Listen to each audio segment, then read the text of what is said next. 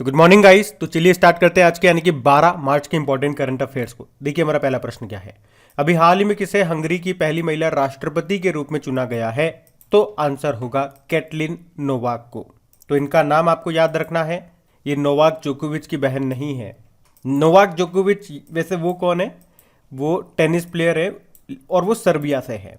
हम यहाँ पे हंगरी की पहली महिला राष्ट्रपति की बात कर रहे हैं जिनका नाम है कैटलिन नोवाक। आप इस नाम को ऐसे याद रख सकते हो क्योंकि हमने कई बार पढ़ा है नोवाक जोकोविच काफ़ी सारे मेडल जीतते हैं तो उन्हें जीतने की भूख है। भूख मतलब हंगरी, तो जीतने की भूख है नोवाक को, तो कैटलिन नोवाक ऐसे याद रख सकते हो। और ये किनका स्थान लेंगी? जोनास एडर का। बाकी डेम सेंट्रा मैसन की बात करेंगे, बारबाडोस के पहले प्रेसिडेंट बनी थी ये। और वैसे बारबाडोस के अभी फिर से प्रधानमंत्री कौन बन गई है? मिया मोटली बन गई हैं। और ट्यूनीशिया की पहली महिला प्रधानमंत्री बनी थी नजला बोदेन। और तंजानिया की पहली महिला प्रेसिडेंट कौन बनी थी? Samia Suluhu Hassan. बात यहाँ पे हंगरी की है तो ये रहा मैप में हंगरी। कैपिटल इसकी बुडापेस्ट है। अच्छा, बुडापेस्ट किस नदी के किनारे स्थित है पूछेंगे तो ये प्रश्न का जवाब आप दोगे। मैं आपको हिंट दे देता हूं, ये उसी नदी के किनारे स्थित है जिस नदी के किनारे ऑस्ट्रिया की कैपिटल वियना है। और वियना के बारे में आपको कई बार बता चुका हूं हमारे करंट अफेयर्स के रिवीजन वाले वीडियो में। अगर आप डेली देखते होंगे तो वहां पे स्टैटिक क्वेश्चंस का हम रिवीजन करते हैं, मैंने वहां आपको बताया है। इसकी करेंसी हंगेरियन फॉरेंट है और पहली महिला प्रेसिडेंट बन गई है कैटलिन नोवाक। बढ़ते आगे।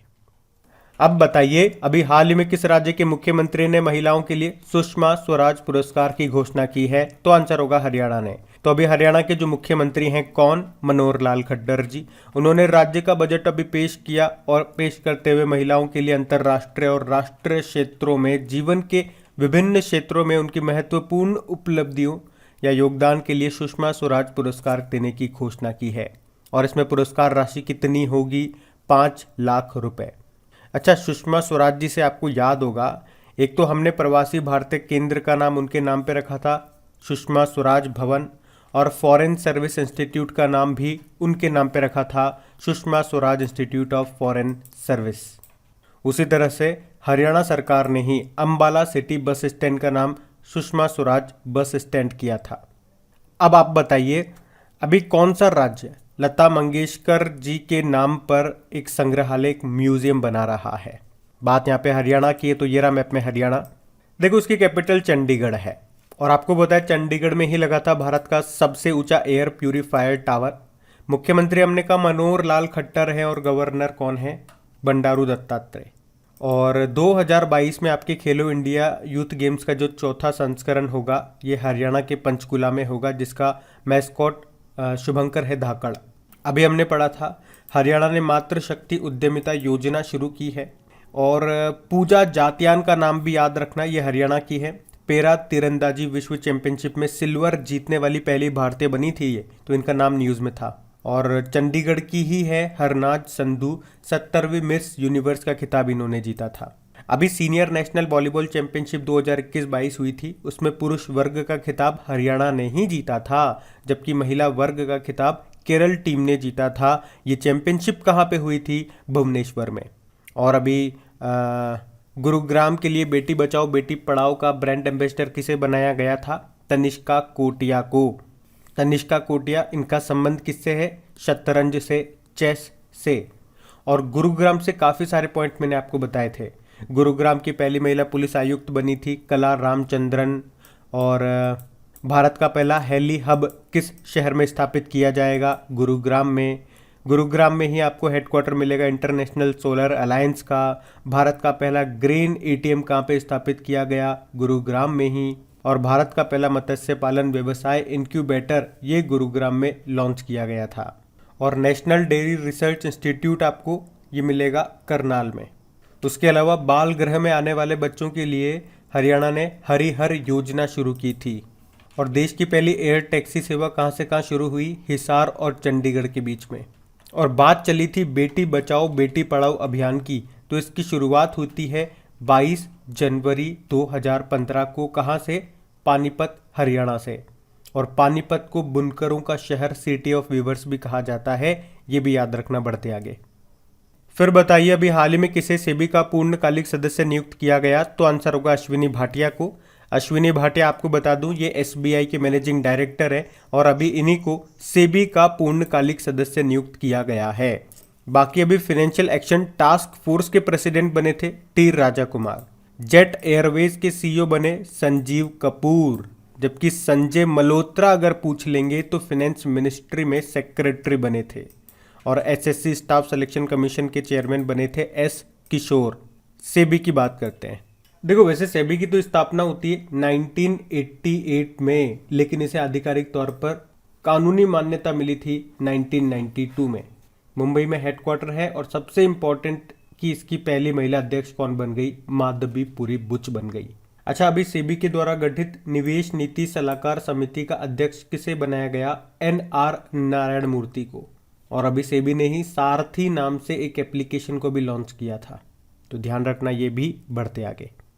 अब बताइए अभी हाल ही में अंतरराष्ट्रीय महिला न्यायाधीश दिवस कब मनाया गया, तो मोस्ट इंपॉर्टेंट क्वेश्चन लगा लेना क्योंकि इस दिवस को पहली बार हम लोग मना रहे हैं। तो ये प्रश्न आपके एग्जाम में आएगा, कब मना रहे, 10 मार्च को। तो अब से हर साल 10 मार्च को हम ये इंटरनेशनल डे ऑफ वुमेन जजेस के रूप में मनाएंगे। मैंने आपको बताया पहली बार 2022 में इसको मना रहे हैं, इसीलिए ये प्रश्न इंपॉर्टेंट हो गया। तो संयुक्त राष्ट्र महासभा ने 28 अप्रैल 2021 को एक प्रस्ताव पारित किया था जिसमें बताया था कि अब से हम हर साल 10 मार्च को ये अंतर्राष्ट्रीय महिला न्यायाधीश दिवस के रूप में मनाएंगे। और अगर पूछ लिया जाए कि किस देश ने संयुक्त राष्ट्र महासभा में इस दिन को मनाने का प्रस्ताव रखा था, तो आंसर होगा कतर देश ने। अच्छा, मुझे तो आप ये बता दो कि हाईकोर्ट में पहली महिला न्यायाधीश जज कौन रही थी। कई बार बता चुका हूं मैं आपको, बशर्ते आप वो करंट अफेयर्स का रिवीजन वाला वीडियो देखते हो, और अब तो ये चीज़ें आपको याद भी हो चुकी होगी। तो आंसर होगा इसका अन्ना चांडी, केरल हाईकोर्ट की थी। और हाईकोर्ट में ही पहली महिला चीफ जस्टिस कौन रही थी, लीला सेठ, हिमाचल प्रदेश हाईकोर्ट से। सुप्रीम कोर्ट में पहली महिला जस्टिस की बात कर ले तो फातिमा बीबी थी। सुप्रीम कोर्ट में पहली महिला चीफ जस्टिस कौन रही, कोई भी नहीं रही अभी तक, लेकिन भविष्य में 2027 तक बन सकती है बीवी नागरत्न। वैसे वर्तमान में सुप्रीम कोर्ट में आपको 4 महिला जज मिलेंगी, कौन कौन, इंदिरा बनर्जी, हिमा कोहली, बीवी नागरत्न और बेला एम त्रिवेदी। और चीफ जस्टिस कौन है हमारे, 48 नंबर के एनवी रमन्ना है। अब एक प्रश्न मेरा आप लोगों के लिए रहेगा, ये करंट अफेयर्स का प्रश्न है, ध्यान से सुनिएगा। अभी केरल की पहली महिला चीफ जस्टिस कौन बनी थी। अब देखो प्रश्न में हमने क्या देखा, अंतरराष्ट्रीय महिला न्यायाधीश दिवस 10 मार्च को मना रहे हैं। अब ये नाम सुनते ही आपको वैसे तो याद आया होगा, अभी तो हमने मनाया ही था 8 मार्च को। वो कौन सा दिन था, वो अंतरराष्ट्रीय महिला दिवस था, इंटरनेशनल वुमेन डे, जिसकी थीम क्या थी, एक स्थायी कल के लिए आज लैंगिक समानता, gender equality today for a sustainable tomorrow. और राष्ट्रीय महिला दिवस कब होता है, 13 फरवरी को, जो कि सरोजिनी नायडू जी की जयंती को मनाते हैं। सरोजिनी नायडू, जिन्हें नाइटिंगेल ऑफ इंडिया, भारतीय कोकिला के नाम से भी जाना जाता है। और कुछ और दिन मैंने आपको बताए थे महिलाओं से संबंधित, जैसे कि ग्रामीण महिलाओं का अंतर्राष्ट्रीय दिवस 15 अक्टूबर को मनाते हैं। महिलाओं के खिलाफ हिंसा के उन्मूलन के लिए अंतर्राष्ट्रीय दिवस, इंग्लिश में बोलोगे तो international day for the elimination of violence against women, 25 नवंबर को। और विज्ञान में महिलाओं और लड़कियों का अंतर्राष्ट्रीय दिवस, international day of women and girls in science, ये 11 फरवरी को होता है।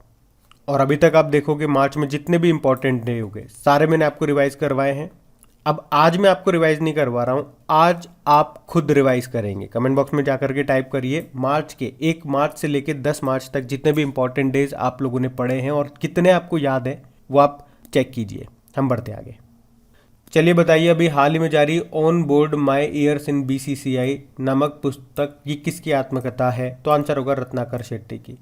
तो पेशे से रसायन शास्त्र के प्रोफेसर हैं ये शेट्टी, और ये बीसीसीआई के पहले मुख्य प्रशासनिक अधिकारी थे। और अभी इन्हीं की आत्मकथा है ये, जिसका नाम है on board my years in BCCI. और अभी इसे किसने लॉन्च किया, बीसीसीआई और आईसीसी के पूर्व अध्यक्ष शरद पवार ने। देखो अभी आप जानते हो सुरेश रैना क्रिकेटर है, इनकी आत्मकथा आई थी जिसका नाम है believe what life and cricket taught me. NK Singh ये 15वें वित्त आयोग के अध्यक्ष हैं, इनकी आत्मकथा का नाम है पोर्ट्रेट्स ऑफ पावर। और चंद्रचूड़ घोष ये लेखक है, सुभाष चंद्र बोस के ऊपर एक पुस्तक लिखी थी इन्होंने जिसका नाम है Bose the untold story of an inconvenient nationalist. और आपको कुछ और मैं आत्मकथा बायोग्राफीज के बारे में याद दिला दूं। यूनाइटेड नेशन की पूर्व सेक्रेटरी जनरल हैं बान की मून, उनकी आत्मकथा है resolved uniting nation in a divided world. Sonu Sood की है आई एम नो मसीहा। नीना गुप्ता एक्ट्रेस है, उनकी है सच कहूँ तो। विश्वनाथ आनंद जो कि चेस प्लेयर है, उनकी है माइंड मास्टर। दलाई लामा की है his holiness the 14th Dalai Lama an illustrated biography, जिसको लिखा है तेंजिंग ग्योत्से ने। और रतन टाटा जी की जीवनी का नाम है Ratan and Tata the authorised biography, जिसको लिखा है डॉक्टर थॉमस मैथ्यू ने। अच्छा, अभी रविंद्रनाथ टैगोर के ऊपर भी किसी ने बुक लिखी है, किसने? उमा दास गुप्ता ने। बुक का नाम क्या है? A history of Shri Niketan Rabindranath Tagore's pioneering work in rural construction. अभी अटल बिहारी जी के ऊपर भी बुक लिखी है, किसने? सागरिका घोष ने। बुक का नाम अटल बिहारी वाजपेयी है। अब दो प्रश्न मैं आपसे हमेशा पूछता हूं जब भी बुक का प्रश्न आता है, तो ध्यान से सुनना प्रश्न। 2021 में बुकर पुरस्कार किसे मिला था? उनके नॉवल द प्रॉमिस के लिए। और 2021 में ही इंटरनेशनल बुकर पुरस्कार किसे मिला था? उनके novel at night all blood is black के लिए। आपको ये बताना है। हम बढ़ते हैं आगे। अच्छा, अब बताइए, अभी हाल ही में जारी Skoch state of governance ranking 2021 में कौन सा राज्य पहले स्थान पर रहा? तो आंसर होगा आंध्र प्रदेश। तो आंध्र प्रदेश लगातार दूसरे साल Skoch state of governance ranking में पहले स्थान पर रहा, यानी कि पिछले साल 2020 में भी आंध्र प्रदेश इस रैंकिंग में टॉप पे था। सेकंड पे है पश्चिम बंगाल और थर्ड पे है उड़ीसा।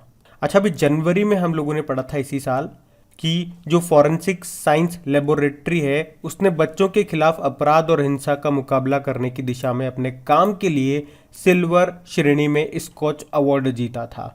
बाकी यहाँ पे बात आंध्र प्रदेश की है, तो ये रहा मैं अपने आंध्र प्रदेश। आंध्र प्रदेश के मुख्यमंत्री हैं जगन मोहन रेड्डी। गवर्नर कौन है? विश्वभूषण हरिचंद्रन है। और भाषा के आधार पर गठित होने वाला पहला राज्य आपका आंध्र प्रदेश ही है।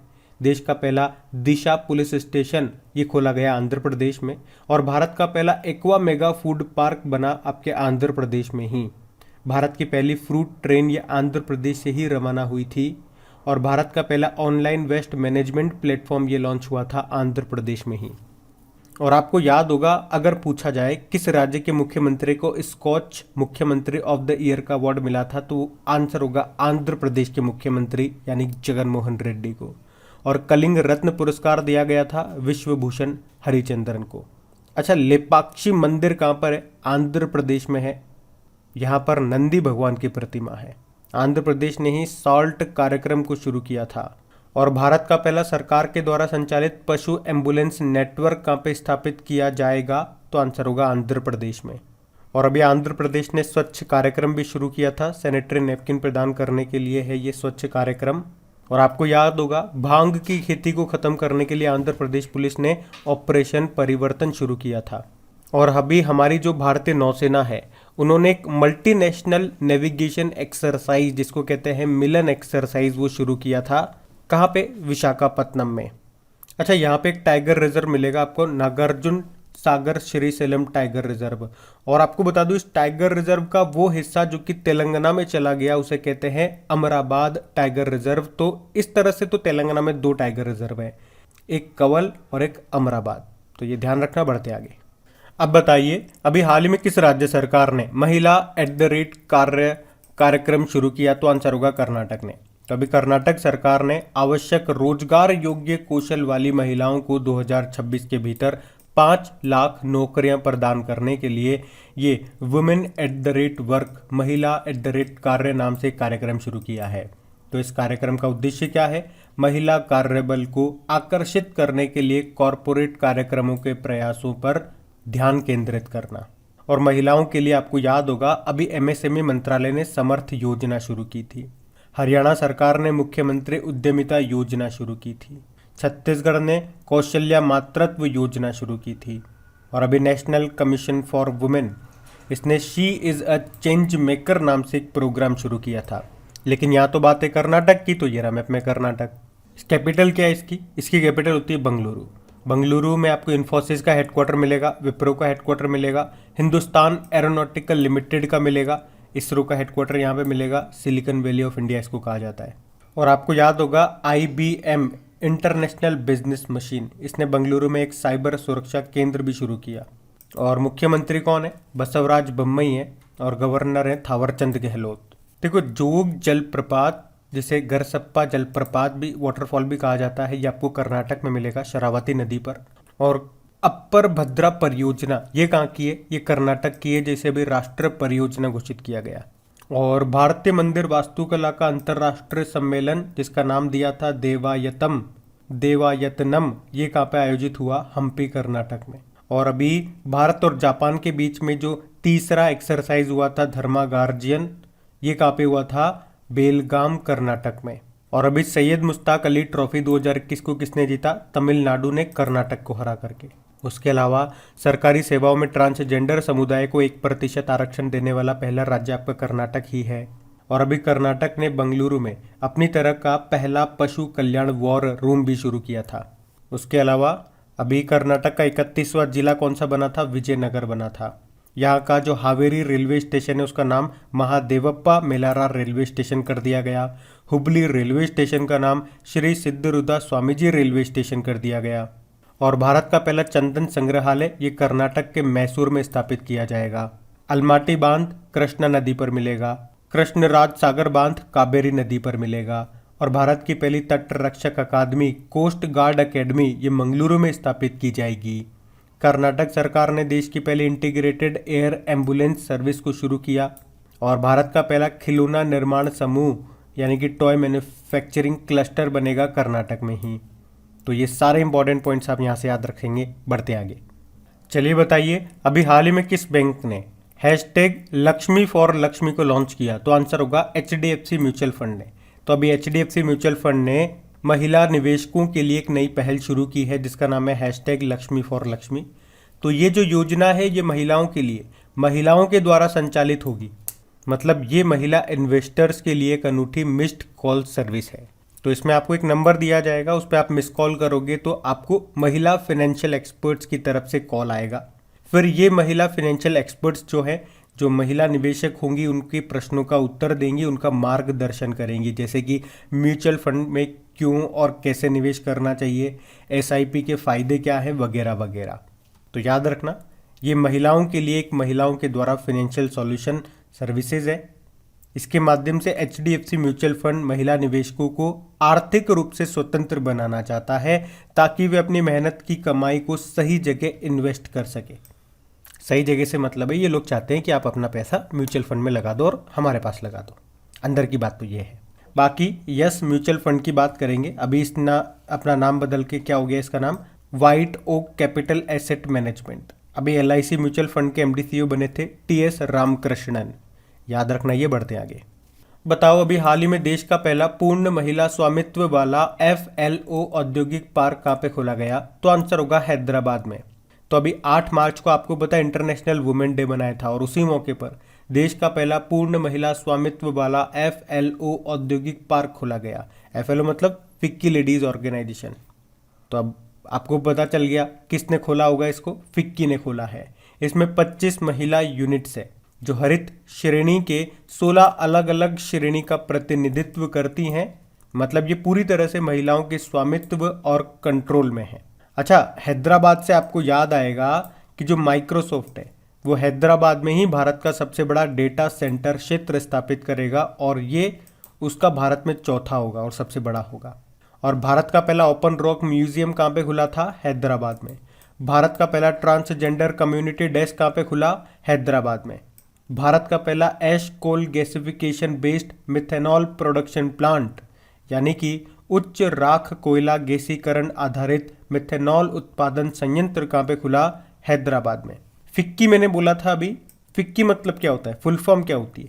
Federation of Indian chambers of commerce and industry, जिसके प्रेसिडेंट है संजीव मेहता, डायरेक्टर जनरल है अरुण चावला। तो ये सारे पॉइंट याद रखना। बढ़ते आगे, फिर बताइए हाल ही में किस मशहूर गोल्फर खिलाड़ी को world golf hall of fame में शामिल किया गया? तो आंसर होगा टाइगर वुड्स को।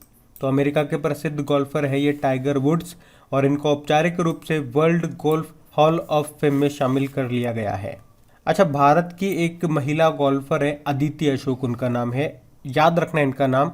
और अभी आपको याद होगा हुंडई मोटर इंडिया की ये ब्रांड एम्बेसडर भी बनी थी, इसलिए मैं आपको बता रहा हूँ उनका नाम न्यूज़ में था।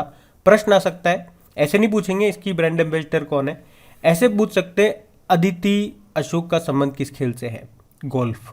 बढ़ते आगे। अच्छा बताइए, अभी किसने यूक्रेन के लिए 1.4 बिलियन डॉलर की आपातकालीन सहायता को मंजूरी दी? तो आंसर होगा इंटरनेशनल मॉनेटरी फंड। तो अभी आपको पता है यूक्रेन में रशिया ने जो तोड़ फोड़ की, उससे यूक्रेन की इकोनॉमी को काफ़ी नुकसान हुआ है, आर्थिक संकट पैदा हो गया। तो अभी इंटरनेशनल मॉनेटरी फंड ने यूक्रेन के लिए आपातकाल फंडिंग की व्यवस्था की है। कितने? 1.4 बिलियन डॉलर। देखो IMF, इसकी स्थापना होती है 1945 में, वॉशिंगटन DC में इसका हेडक्वार्टर है। टोटल मेंबर कंट्रीज है 190, और 190वां देश बना था एंडोरा। इसकी मैनेजिंग डायरेक्टर हैं क्रिस्टलिना जॉर्जीवा। और सबसे अच्छा प्रश्न, इसकी अभी तक चीफ इकोनॉमिस्ट जो रही थी गीता गोपीनाथ, वो अब इसकी फर्स्ट डेप्यूटी मैनेजिंग डायरेक्टर बन गई है। और मुख्य अर्थशास्त्री चीफ इकोनॉमिस्ट कौन बन गए? पियरे ओलिवियर बन गए, ध्यान रखना। बाकी आप जानते ही हो यूक्रेन, तो ये रहा मैप में यूक्रेन, कैपिटल इसकी कीव है, यूक्रेनी रिवेन्या इसकी करेंसी है, प्रेसिडेंट व्लादिमीर ज़ेलेंस्की, और प्रधानमंत्री है डेनिस शामा। बढ़ते आगे। अच्छा बताइए, क्रिसिल ने 2022-23 के लिए सकल घरेलू उत्पाद की वृद्धि दर कितना रहने का अनुमान लगाया? तो आंसर होगा 7.8%। तो अभी क्रिसिल ने वित्त वर्ष 2022-23 के लिए GDP ग्रोथ रेट 7.8% रहने का अनुमान लगाया है। क्रिसिल का हेडक्वार्टर मुंबई में है और उसके CEO अमिश मेहता है। तो बात कर लेते हैं कल के वीडियो में पूछे गए प्रश्न के उत्तर की। और हाँ गाइज, आप नोटिस करेंगे पूरे वीडियो के बीच में मैंने आपको बिल्कुल भी डिस्टर्ब नहीं किया ये बोल करके कि लाइक और शेयर कर देना। लेकिन लास्ट में कहना चाहूँगा, अगर सेशन अच्छा लगा, मेहनत अच्छी लगी और आप चाहते हो इसी तरह से हमारा ये सेशन, ये सीरीज़ कंटिन्यू रहे, तो प्लीज़ वीडियोज़ को भी सपोर्ट कर दिया कीजिए। मेहनत अच्छी लगती है तो लाइक करके अपने दोस्तों के साथ में इस वीडियो के लिंक को शेयर ज़रूर करना। जो भी आपका स्टडी ग्रुप हो गया, जो भी आपके फ्रेंड सर्कल हो गए, तो प्लीज़ शेयर ज़रूर करना, है ना। अब कल आपसे क्या पूछा था, किस राज्य सरकार ने कौशल्य मातृत्व योजना शुरू की? तो आंसर होगा छत्तीसगढ़। आप सभी ने प्रश्न का बिल्कुल सही उत्तर दिया है। और देखो, इन सभी का क्विज बना करके आपकी क्रैक एग्जाम एप्लीकेशन पे अपलोड कर दिया जा चुका है। वहीं पे इसकी PDF भी आपको मिल जाएगी। अच्छे से प्रैक्टिस करो, धमाधम चीज़ों को याद करते रहो, बस याद रखो एग्जाम आने तक। अब ये रहा आज का आपका होमवर्क प्रश्न।